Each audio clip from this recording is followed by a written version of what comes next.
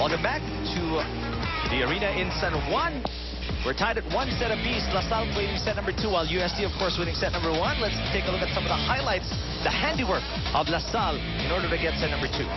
That's right. We've seen a couple of errors for LaSalle, but in terms of blocking, they've really stepped up, making it a lot more difficult for UST to score points from their offense. Aside from this, we've seen much better defense also from the Lady Archers. Oh, you said it, Anne.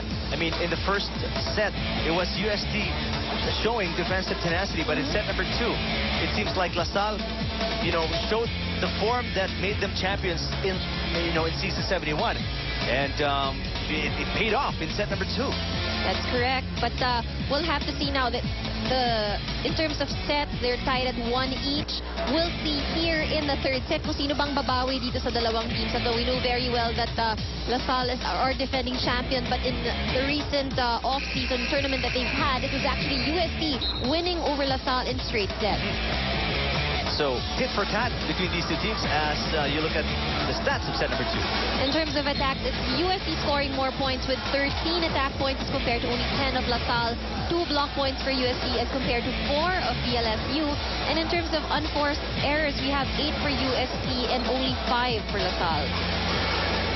You can clearly see there that UST is still more aggressive because they are the offensive juggernaut here, but turnovers, wow, unforced errors, amazing numbers for UST. That's right. Something that they should probably look at here in the third set. They probably need a little bit more consistency. Looking at the lineup now, we have a new player on the floor. We have Santiago, one of their rookies. Another tall lady. What's like? 5'11"? She's only in her first year, if I'm not mistaken. Take a look at Martinez. They have a factory of tall women there in España. What is it about España and these tall, lanky ladies? Because if you look at the bench, even their bench players are actually quite tall. Amazing scouting program, I guess, by UST here, trying to look for these young ladies and developing them into volleyball talents of the future. In case you guys know some people who can't watch the live coverage of season 72 volleyball tournament, we have replays of these games the day after. So today's games will be replayed tomorrow starting at 1 p.m. on Balls Channel 34 on Sky Cable. Caballero with a hit as we return to live action. Mercado returns the favor.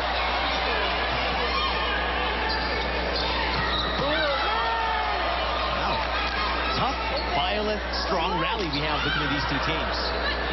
Imakulangan, back set for Maizo. Oh, excellent play. Great read on the defense of LaSalle, and that is experience for Aiza Maizo. Everybody backed off because they saw it was Aiza Maizo. Power is on the way, but Maizo, being the smart player that she is, just gingerly tips the ball across the net. Santiago serving that young player Anne was talking about earlier, Alaka, on the running hit. Maizo tries again, this time read easily by LaSalle's defense. Caballero, comes back hard. Excellent blocking by LaSalle. Look at that two-man block. One of the flaws defensively there by UST, everybody just went straight to the net. That's right. There should have been somebody left still at the back to cover. That is why Coach Shaq De Los Santos is inserting his libero Fortuno on the floor just for better coverage, better floor defense.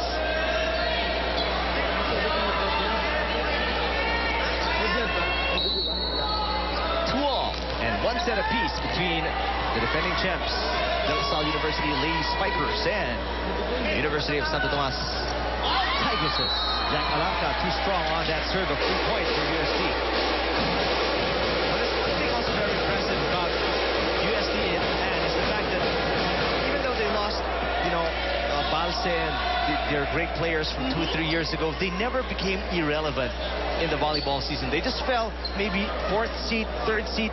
They lost their number 1 seeding, number 2 seeding, but they never were really out of contention for the top positions in the volleyball season.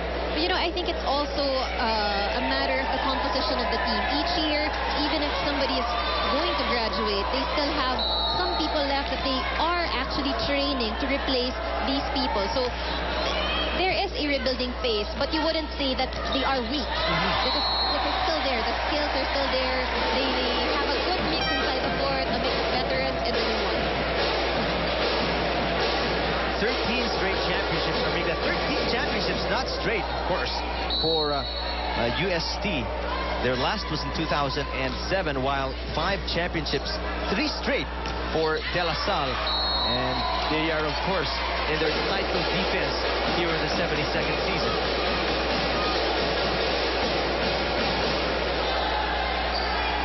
Four serving 3. Daughter, of course, of Lydia de Vega Mercado, Steph Mercado, who gets the service ace for La Salle. And an easy point, 5-3.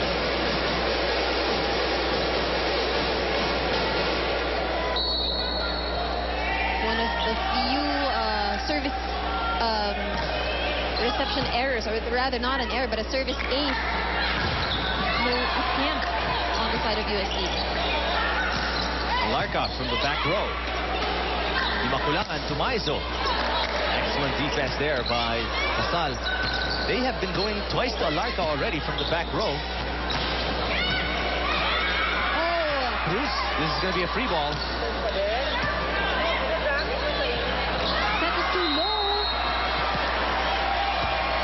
Seems to be a touch from La Salle. But according to the officials, it didn't cross net. Let's see right there. Ortiz.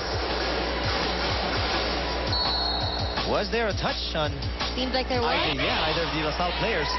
So that was a legitimate block, and therefore, UST could have gotten 2 more touches on that ball.